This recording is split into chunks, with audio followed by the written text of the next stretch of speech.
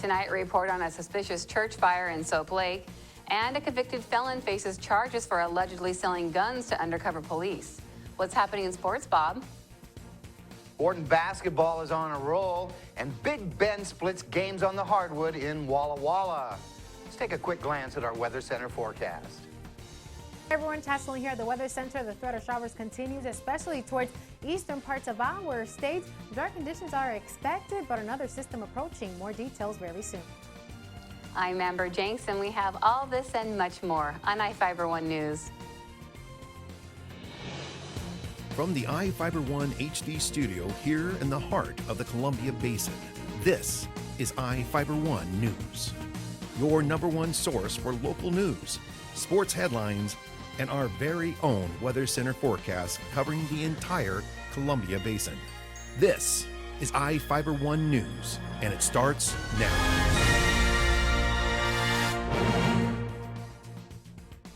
A fire destroyed a vacant church in Soap Lake and is being investigated as arson. Firefighters responded to the former Our Most Sorrowful Mother Roman Catholic Church on 2nd Avenue Southeast at about 4 a.m. on Friday. According to Grant County Fire District 7 Chief Kirk Shepard, on Monday, the building was fully engulfed when firefighters arrived. Shepard said the building has been vacant since 1996 when a large arson fire damaged the church. There was no electricity running to the building, and it was reportedly locked before the fire on Friday. Grant County Fire District 7 took over coverage of Soap Lake in January, but Shepard said the city does not have a contract with the county for fire investigations, and any investigation would need to be done by the city. The return of passenger air service in Moses Lake is being delayed after the airline company reported a shortage of pilots. Reporter Devin Higgins has the details. Don't pack your bags just yet. Seaport Airlines announced they've delayed the return of passenger air service to and from the Greene County International Airport indefinitely due to a shortage of pilots. The announcement came 3 months after the airline said they were entering into a partnership with the airport to provide daily round-trip flights from Moses Lake to Seattle-Tacoma International Airport and another daily round-trip flight to Portland International Airport. Service was scheduled to begin on March 1st, but Seaport Executive Vice President Tim Sieber said the shortage of pilots has impacted the company enough to require postponement until the situation is resolved. Port of Moses Lake Executive Director Jeffrey Bishop said he was disappointed by Seaport's decision, but added he and other port officials are hoping to find ways to resolve the issue so the airline can begin service as soon as possible. In Moses Lake, Devin Higgins for iFIBER 1 News. 3 water quality projects in Grant County are on a list for possible funding from the State Department of Ecology. Ecology released a list of 129 projects vying for portions of $137 million to be budgeted for 2017. Projects in Royal City, Soap Lake, and Grant County are on the list. The proposals are ranked by priority according to ecology officials. Royal City has a project ranked 38 out of 129 that has the city asking for $40,000 to replace an ultraviolet light disinfection system for their water reclamation plant. Soap Lake's project is 51 on the list for funding. The city is seeking a $64,000 loan to improve the city's stormwater system. Grant County's project is 107 in priority for funding, as the county seeks a grant of $161,500 to purchase a street sweeper and create a street sweeping plan. 3 people were injured in a collision on State Route 28 about 2 miles west of Quincy. Desiree Trevino, a 24-year-old Quincy woman, was driving a 1998 Dodge Ram east on SR 28 early Saturday morning. According to the Washington State Patrol on Monday, she reportedly crossed the center line and struck a westbound 1990 Cadillac DeVille. Trevino was injured and taken to Quincy Valley Medical Center. The driver of the Cadillac, Morgan Furmeister, a 26-year-old Quincy woman, and her passenger, 26-year-old Wenatchee resident Bonnie Reed, were taken to the Quincy Hospital for their injuries. The State Patrol determined drugs or alcohol were allegedly a factor in the collision. Trevino was issued a ticket for DUI and her pickup truck was impounded. Now we take a look at people being sought by law enforcement. This is Sheriff Tom Jones with the Grant County Sheriff's Office. Each of the people you see here have a warrant for their arrest. If you see any of these people, we ask you do not attempt to detain or apprehend them, but call us at 509-762-1160 or send us an email at primetips@co.grant.wa.us. If the person is presenting a danger, call 911. With your help, we can bring these people to justice and make our community safer. We'll be right back after this.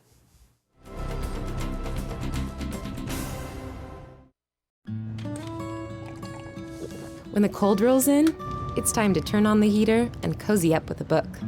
But turning up the heat can mean higher electric bills.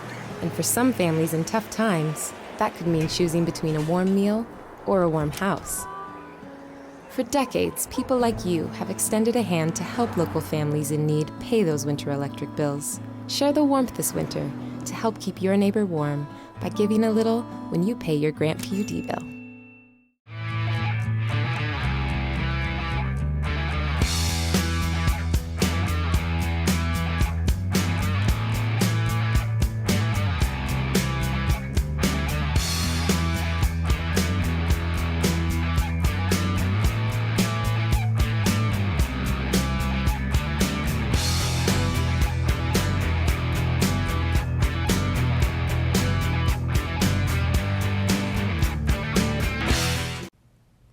Hi everyone, I'm Chaselyn Rodriguez bringing you your local weather. This weather segment is brought to you by Barry Motors, one great place to buy and service a car. Those temperatures remain above the normal for this time of year. Light rain may be possible, although it is a minor threat of precipitation for our air. We're expecting dry conditions after 10 p.m. tonight with patchy fog, especially through the morning commute. So if you're heading out, be cautious of that. A wetter and warmer system will track through the area by Thursday, bringing us a chance of showers, and those temperatures will remain above the normal. We started off with temperatures above the normal in the lower 30s, maximum temperatures slightly above the normal in the upper 30s, almost hitting that 40-degree mark, and the record high of 56 degrees in 2003 with that sunset at 4:50 p.m. Moses Lake, very similar. Temperatures in the lower 30s this morning, maximum temperatures in the lower 40s. And right now, outside your door, those temperatures in the mid-30s with a little bit of cloud cover and that light chance of precipitation, but conditions quickly improving overnight. We're expecting drier conditions with patchy fog. Those winds pushing through from the southeast up to 4 miles per hour. Lots of cloud cover for much of our state. Showers are likely along the coastal area until the British Columbia. Drier conditions are expected through the morning commute towards the Yakima Valley. Towards the south, a spotty shower or two cannot be ruled out, and even towards the Tri-Cities around 10:30, they may receive that threat of showers. But coming through on Wednesday through the late afternoon hours, increasing cloud cover, showers and thunderstorms. Heavy rainfall is likely, especially through the coastal area along British Columbia, and also snow along the higher elevations. All that moisture will continue shifting towards the east for Thursday through the overnight hours. Dry conditions are expected by the weekend. Accumulations of precipitation, either less to an inch for our area, maybe even an inch towards northern parts, and towards the coastal area between 2 to 4 inches of precipitation. Those temperatures above the normal, especially for the coastal area, almost hitting that 60-degree mark for Seattle in the upper 50s. Towards the Yakima Valley in the mid-40s, and towards the inland northwest, those temperatures from the mid-40s to lower 40s. Now for our area, our Columbia Basin, those temperatures ranging from the upper 30s along Bridgeport with lots of cloud cover, and the mid-40s for Ephrata, even for Moses Lake. Temperatures remain above the normal. Showers for our area for Thursday into Friday. Conditions quickly improving for the weekend, but that threat of patchy fog will continue within the next few days. For the weekend, those temperatures remain around that 40-degree mark, even for the beginning of the work week. Thank you all for joining us. We'll be right back with sports. To save some energy, I've used Einstein's mass energy equivalents to design the haptic suits you see in front of you. They will maintain our core body temperature while we completely turn off our heat and air conditioning. With the money we save on our Grant PUD bill, I'll be expecting that trip to Disneyland this year. You don't need to be a super genius to save energy and money. Visit grantpud.org to learn how. The new flamethrower cheeseburger now with a $5 lunch. I'm going flamethrower today. Remember what happened last time? I'm going flamethrower today. Gary, do you remember what happened last time? I'm going flamethrower today. Remember what happened last time? Comes with a Sunday now. I can handle it. You know your body, Gary. go flamethrower. Now the DQ $5 lunch comes with the new jalapeno bacon flamethrower cheeseburger, plus fries, drink, and a sundae. This is fan food, not fast food. Cougar basketball is heating up for postseason play, with the teams combining for 12 straight wins. The girls extended their current win streak to 5 games on the hardwood. The Cougars knocked off Royal last night 55-29 and got past Soap Lake 51-46 Friday. The Lady Cougars came to town Saturday and were sent packing with a 53-42 loss. Warden got off to a slow start in this one, down 26-23 at the break.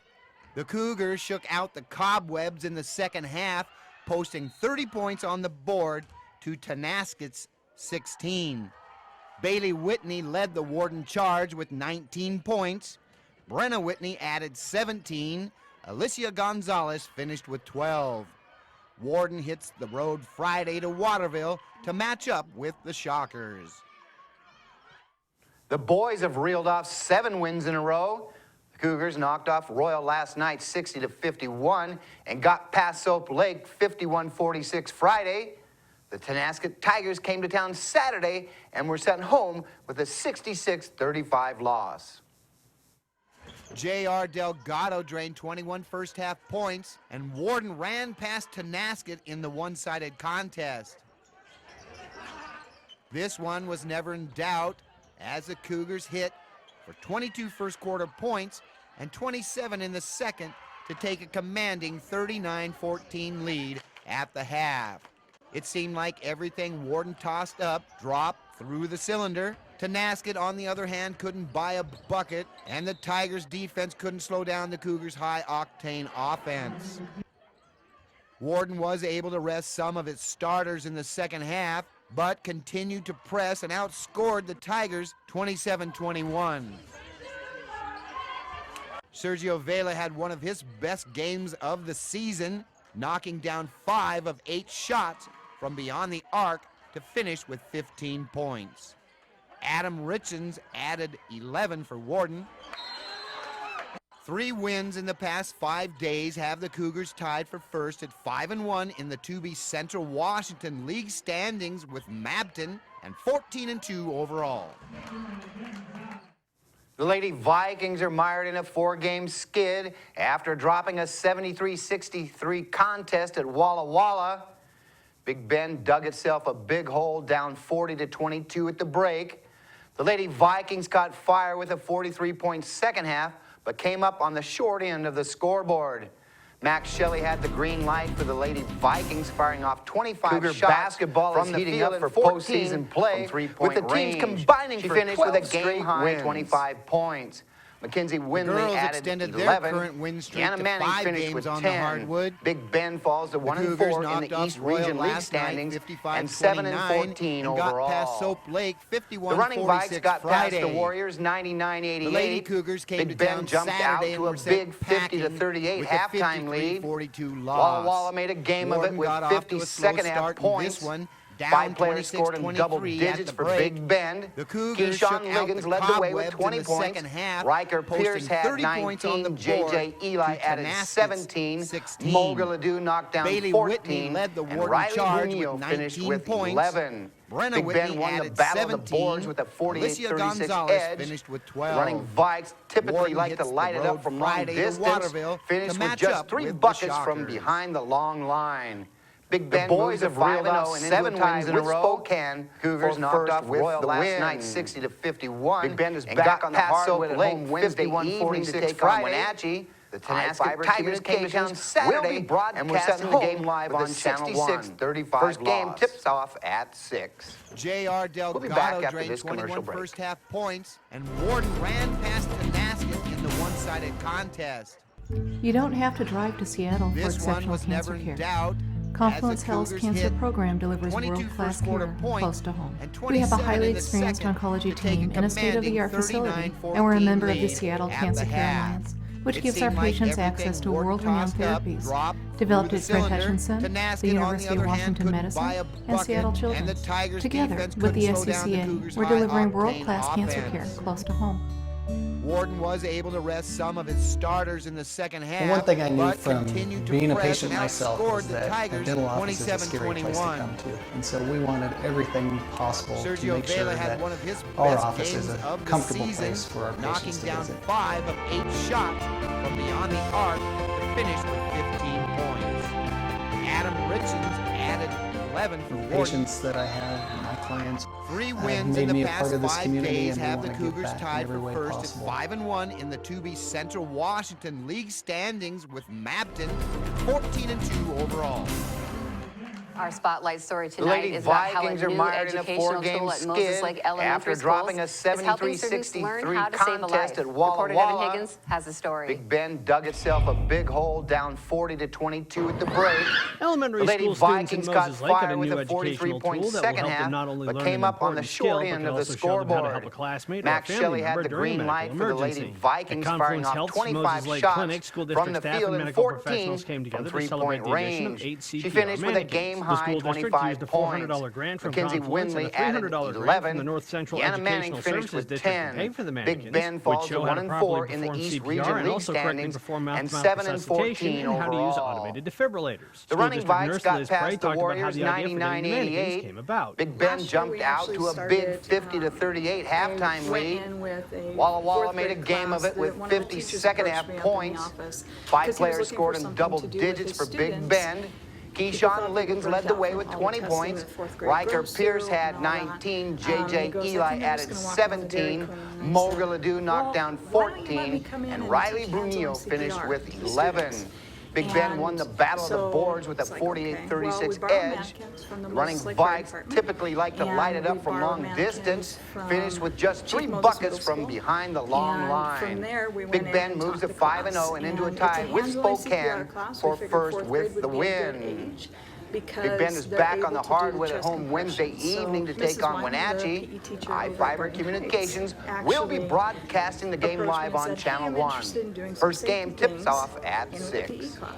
We'll be back after this commercial break. Paperwork and actually received the first grant for the $300. So the original plan was to purchase 4 mannequins, 1 set. That's when I remembered that Confluence Health does a community donation grant. And so I called over here, we filled out the paperwork, and the doctors were actually very excited that we were going to do something like this. And so they gave us an additional $400. So between the $700, we were able to purchase 8 mannequins, and we will be taking those out to the students.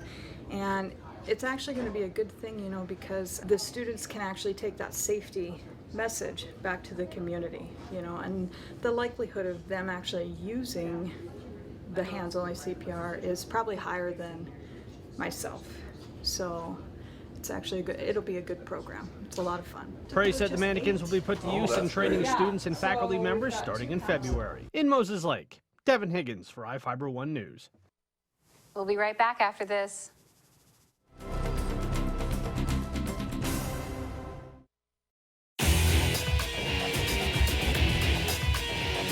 We are real students. And this really is our college. My dream will change the outcome of my life. My college is allowing me to achieve my dream. My dream is to be a pilot. My dream is to be a nurse. Only you can determine your dream. Big Ben will help you get there. What's your dream?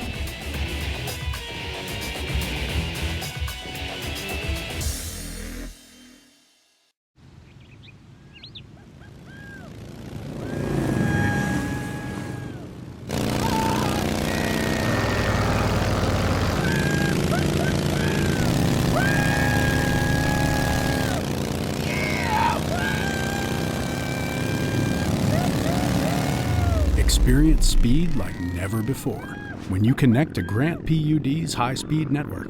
Visit grantpud.org to learn more.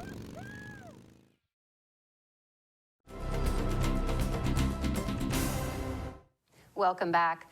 A felon is facing charges after allegedly selling 5 guns to an undercover sheriff's deputy. Prosecutors charged Brandon Sarame, a 28-year-old Wheeler resident in Grant County Superior Court, with 2 counts of possession of a stolen firearm, 2 counts of trafficking in stolen property, and 5 counts of unlawful possession of a firearm. Sarame allegedly contacted a deputy with the Interagency Narcotics Enforcement Team on January 18th and offered to sell him the guns. After discussing the price, they agreed to meet at the Moses Lake Walmart parking lot. He reportedly sold the guns for $1,000. He reportedly told police he received the guns from his drug dealer. For a shotgun, he traded a scooter to his drug dealer. 2 of the guns were stolen in California and Ephrata. It's unknown how the dealer got the other guns. 2 people were injured in a collision on State Route 243, about 1 mile west of Mattawa. Javier Barjas Mata, a 32-year-old Mattawa man, was driving a 2007 Toyota Tundra north on SR 243 Friday afternoon when he reportedly rear-ended a 1995 Chevrolet Tahoe. The SUV slowed for traffic to make a left turn. According to the Washington State Patrol, the Toyota went off the road and stopped in a ditch. The Chevrolet crossed the center line and came to a stop in a driveway. Baharas Mata was not hurt. His passengers, Victor Rojas, a 46-year-old man, and Juan Elias, a 41-year-old Mattawa man, were injured and taken to Catholic Medical Center in Richland. The State Patrol issued Baharas Mata a ticket for driving too fast for road conditions. In Northwest News, a short time after a Washington girl died of flu complications, her doctor noticed something about her case. That discovery may have saved another girl battling the flu. Como's Gabe Cohen has a story. I miss her so much. Peggy Lowry still clutches her daughter and remembers their tender hugs. Her head would just melt into my chest, and it was like she was just part of me. Hello everybody, it's Piper here. 12-year-old Piper died last Saturday from flu complications. You never, never, never, never, ever, ever expect that. Nor did she expect her death to do something amazing. I've always thought of Piper as a little bit of my own daughter. Naran Al-Ashba was more than Piper's doctor. She was there at her delivery. Peggy brought Piper in for a checkup the day before she died. She looked like a child with the flu. She looked like any other child with the flu. After Piper passed away, Dr. Al-Ashba did some digging and learned that Piper had complained of calf pain. Cut to last week in her office. And I have a young child coming in, a young girl, and she doesn't actually have very impressive symptoms. Another little girl who, just like Piper, didn't get a flu vaccine and came down with the virus. She also could have been sent home, but then she brought up an odd symptom. The calf pain and the flu symptoms together. Turns out she had H1N1, just like Piper. Well, she was heading down the same road, absolutely. But this girl received treatment just in time. I feel like something has come out of Piper's death, that we've learned potentially another complication of the flu, and if we can catch it early, maybe there's something we can do.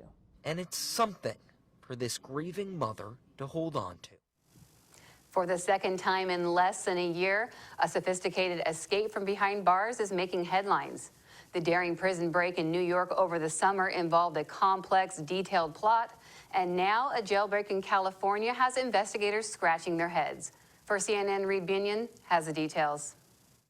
We're in a position where we absolutely need the public's help. Orange County Sheriff Jeff Halleck laying out the urgency of a manhunt underway in California after 3 inmates broke out of the Orange County Central Men's Jail Friday. These 3 are extremely dangerous felons and need to be apprehended and brought back into custody immediately. 2 of the men are facing charges of murder and attempted murder and are thought to have ties to Vietnamese gangs. And a third, already convicted of murder, now charged with kidnapping and torture. Officials say the inmates first cut through a 1/4-inch metal plate, then squeezed through cramped, unsecured plumbing tunnels to the roof, using bed sheets and towels to rappel some 50 feet to the ground. They're in a pod in an Orange County jail. There's constantly laundry call where people are turning in their old laundry. So it's really easy to accumulate bed sheets, pillowcases, and such. The inmates cleared 3 security checkpoints undetected, emerging to freedom from the hulking concrete facility. Several other security breaches occurred. We're talking about breaching, in some places, significant amounts of steel, rebar, and metal. Officials say it's not clear if the inmates had help, but they believe a fight that broke out Friday night may have been staged to delay discovery of their escape. I'm Reed Binion reporting. That's going to do it here for us at iFIBER 1 News. We want to thank you for watching, and we'll see you again tomorrow.